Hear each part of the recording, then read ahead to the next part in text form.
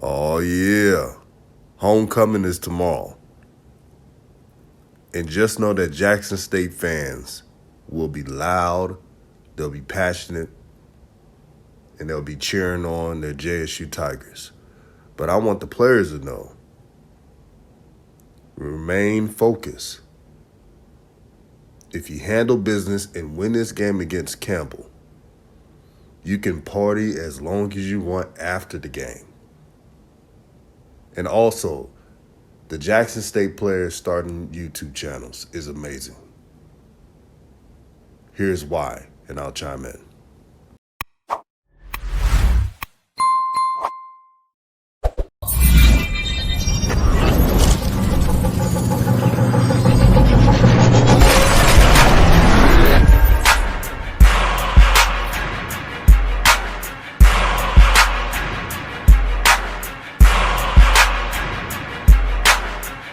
What's good, everyone? This is RawTruth Media giving you the raw content that you deservedly need. Please like and share this video. Homecoming's tomorrow. I know it's going to be a lot of fun. The citizens of Jackson, Mississippi, they know how to party. And also, they know how to cheer for their team. And as expected, and what to expect that is, the stadium will be packed.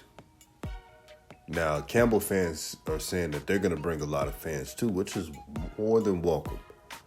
Bring as much as you can. But no one supports their school like HBCUs.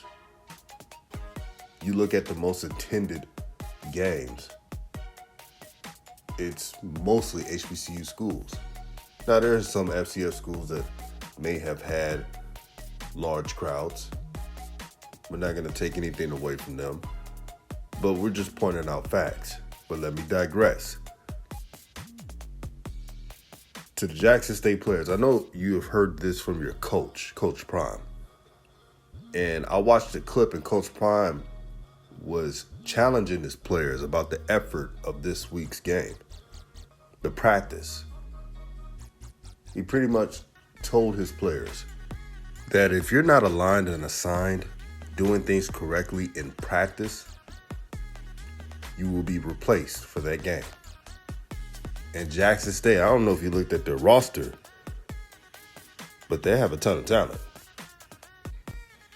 I mean, they're too deep. Is nothing to play with.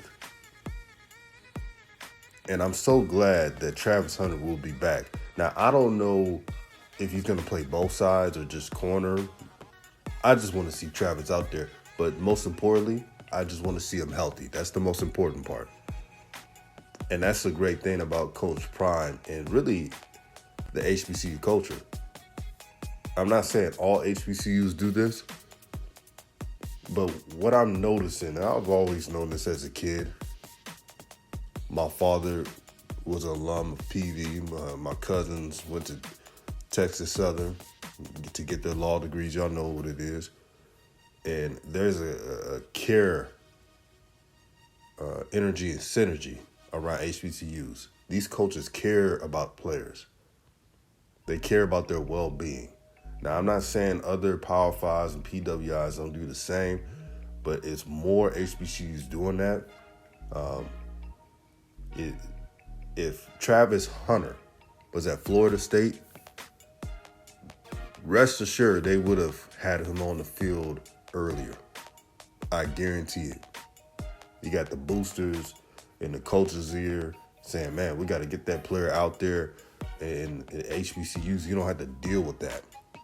When I look at a video or interview of Travis Hunter, he looks like he's having the best time of his life. I'm not exaggerating. And that sends a message to all high-level recruits, as well as recruits who may not be 4 or 5 stars. Talent is talent. And the more you get, the better your team is. But to end in this subject, stay focused. I know how homecoming is, man. Beautiful women, good events, places to go. You can have all the fun after the game. Because if you don't put in the work and you lose against Campbell, that celebration is not going to be as fun. Trust me. But I have a feeling that Coach Prime will have his players ready to play and ready to prove a point. Because earlier in the season, people were saying, man, Jackson State may just lose this game to Campbell. Now their goalposts moving and saying, Campbell really didn't play anybody. And they lost 2 games, even though they're ranked number 24 in the nation in the FCS. So which is it? But I get it now. Since Jackson State is winning, you try to devalue the opponents. So if you're a Jackson State fan, you should really ignore anybody doing that. Your team is doing great things right now. And if they handle business this season, they could, you never know, be the only undefeated team left in the FCS. There's a 50-50 chance. And finally, I'm seeing some Jackson State players starting a YouTube channel, a couple YouTube channels. And that's an excellent idea. When they navigate YouTube to its fullest potential, look out. Man, if I was an athlete, after every win, or even if a loss was, let's say, every win, I would have a post-game show off my phone, like after the game. And to tell the fans what we did right, what we did wrong, into my words, how I can express myself. That's what I would do if I was an athlete using YouTube. You could do a pre-game show before the game. You could show the locker room, not in speeches, of course. I don't advise that. But there's a lot of fun you could do with YouTube. Now, my brother SWAC Buzz, he mentioned this on Twitter. When you get monetization, save some of that money. Because when tax season come around, since YouTube money is not pre-taxed before you receive your income from YouTube per month, you got to pay some back, if you know what I mean. So save that money, save enough as you can. Hey, Swag is right. Trust me, because when tax season comes, you got to make sure all that is squared away. And you got to make sure it's the right amount. And I'm sure JSU got great tax advisors, support system for the players. So that's just one thing to look out for. But I think it's a great idea. I think it's a win-win for the players and the fans.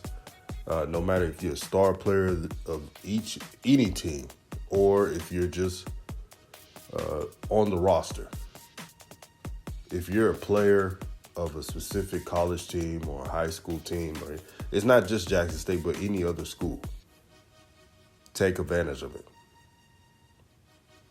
But I like what I'm seeing, man. You get to see the personalities of these athletes, the background, where they come from. It's a wonderful thing. But this is RawTruth Media, giving you the raw content that you deservedly need. Peace and blessings, and I'm out.